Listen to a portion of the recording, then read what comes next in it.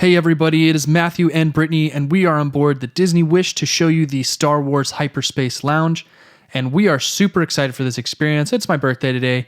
Brittany's all dressed up in Star Wars attire, and she's not a huge Star Wars fan, so it means a lot to me when she plays along. I really do enjoy it. So first thing, we got to sit down and check out the drink menu at the lounge. And it is an iPad, which is super handy. And they've separated everything by libation free, so non-alcoholic drinks, cocktails, and all sorts of things. So let's look at those. Libation free, we have the Cloud City and the Temple Twist.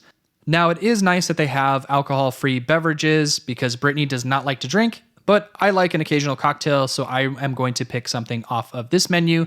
Now, there are two very expensive beverages, the Hyperfuel and the Kyber Crystal, and that Kyber Crystal goes for that $5,000 price tag, but that does give you 4 vouchers into Skywalker Ranch, and I'm not going to lie, we seriously considered getting it, but I decided to chicken out. Now, they have a good wine selection as well, including something from the Skywalker Ranch, which I'm not a big wine drinker, so I decided to go against it, but it was a Pinot Noir, and it was only $14.50. Honestly, the prices of the beverages on board the entire Disney Wish, I thought were pretty reasonable and made it very simple. Now, they had 2 Galaxy Brew options, the Harvest Brew and the Black Ale, but I'm more interested in the cocktail menu. So there is the menu here at the HyperSpace Lounge. There are no snacks, but it's a cruise ship, so you can get snacks pretty much anywhere at any time. Now, the absolute highlight of this lounge is when you go into hyperspace. There is a giant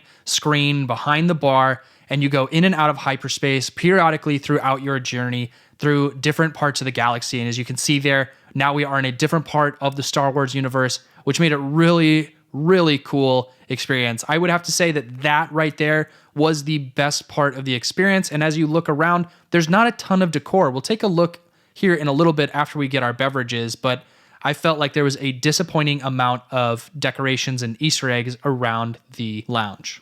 So I got the Tatooine Freetown Reserve drink, which was essentially just Woodford Reserve double cast whiskey, which was delicious just by itself. Some of the other cocktails had some weird ingredients that I really wasn't into, and one of them was just simply Hennessy, which I'm not really a fan of. Now, I did manage to try the Asteroid Belt because there was another party from our group that was in the lounge at the same time as us, and it didn't really have that great of a flavor, so I opted not to try it. Now, Brittany got an alcohol-free beverage because, like I said, she is not much of a drinker. She got the Temple Twist, which was apple, mint, pineapple, ginger beer, and a 4th ingredient, and as you can see by the look on her face, it wasn't much for her. She did manage to try 2 sips out of it before calling it quits.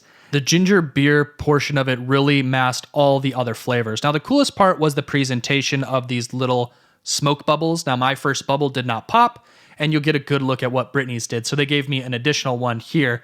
As you can see, that nice smoky presentation that it gives the drinks. Now, I had to stir mine up a little bit to get that other bubble to pop, and then they do come back periodically throughout the experience to give you more of the smoke bubbles.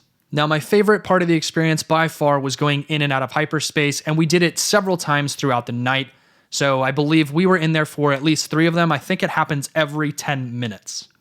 So now I just want to take you around and show off some of the really cool design aspects of the lounge. Obviously, the best part is being in hyperspace and in space in general. Here you can see another scene, and then there's a couple of these little jar displays that have various things inside them. Half of them I didn't even know what they were, and I watch a lot of Star Wars.